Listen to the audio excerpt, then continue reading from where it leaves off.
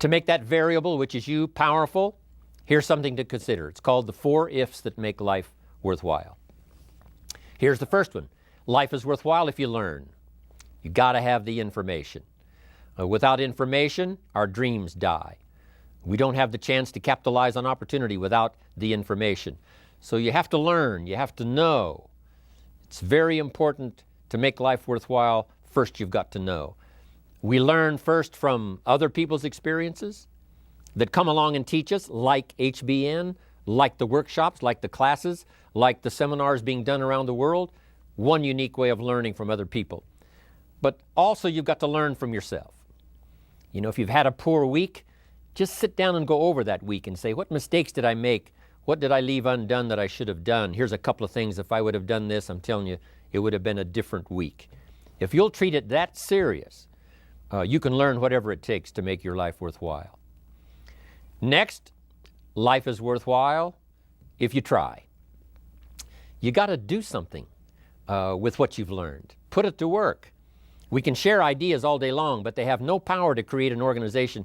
The ideas have no power to build a city, no power to conquer disease, no power to bring health, no power to change people's lives unless the ideas are put to work, unless somebody makes a phone call, unless somebody conducts a meeting, unless somebody talks person to person, unless somebody writes a letter, unless somebody takes action.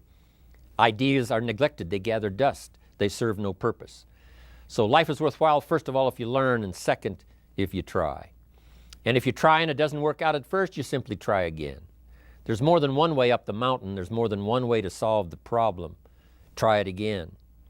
Next, life is worthwhile if you stay. You just have to hang in there. Life is like seasons. You plant in the spring, but you don't plant one day and reap the harvest the next day. It takes time. Some people plant in the spring and they leave in the summer.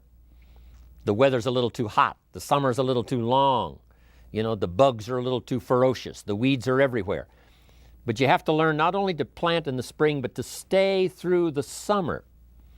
It takes time for someone to change. It takes time for someone to comprehend. So you have to have the patience to stay in the field until finally the harvest comes. And you got to have that kind of patience with yourself, right? You can't learn it overnight. You can't accomplish it overnight. But just as sure as the sun keeps rising and the seasons keep changing, your life can take on new dimensions of opportunity if you stay. You've got to stay until the game is finished. You know, what if the team is behind and they finally decide, hey, we're not going to win this game, so we're out of here. And they leave the field or they leave the court. See, we would run them out of town. If you've signed up to play the game, at least stay until that game is over. You don't have to play another game, but if you're signed up for this one, stay until it's finished. So, learn to stay. Learn to hang in there. Through the dark times, through the tough times, learning how to stay. That's part of being a leader. That's part of you being the variable. While others leave, you stay. While others have such a short list, they say there's not that many reasons to stay, they leave, you stay.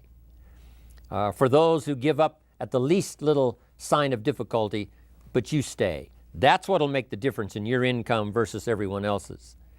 Your ability to stay and see it through.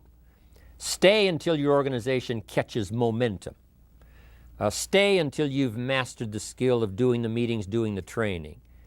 Stay long enough until you're good at sharing opportunities, sharing story, sharing testimonials, helping other people change their lives. Just hang in there. Your harvest will surely come. So life is worthwhile if you learn. It's worthwhile if you try. It's worthwhile if you stay. Here's the last one. Life is worthwhile if you share.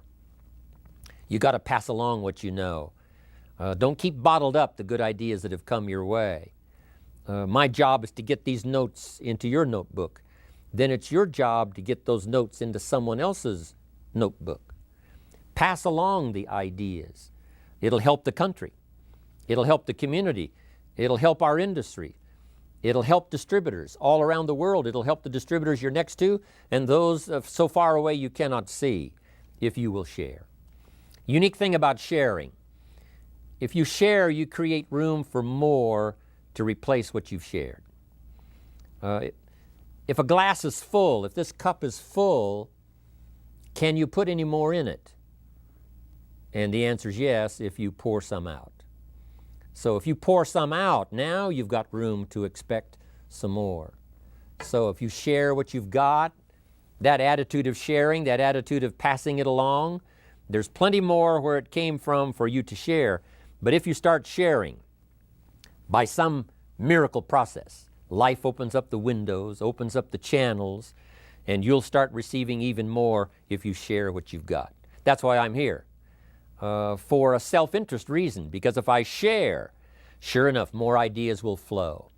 If I share with you what I've got, sure enough, I'll open up a place in my consciousness and in my life for more to be poured out upon my life. And so that's why I want to share. Yes, I do wish to help you. Yes, I do wish to lend a hand. I wish to inspire you. I wish to give you ideas that you can at least check them out and see if they might not work for you. But that's not the only reason. It's a self-interest reason, because it says if you give, it isn't gone. If you give, it's invested. And sure enough, from sometimes strange sources, it comes back to you in ways that you never thought of if you develop this idea of sharing. So the variable can be you if you learn these 4 ifs that make life worthwhile.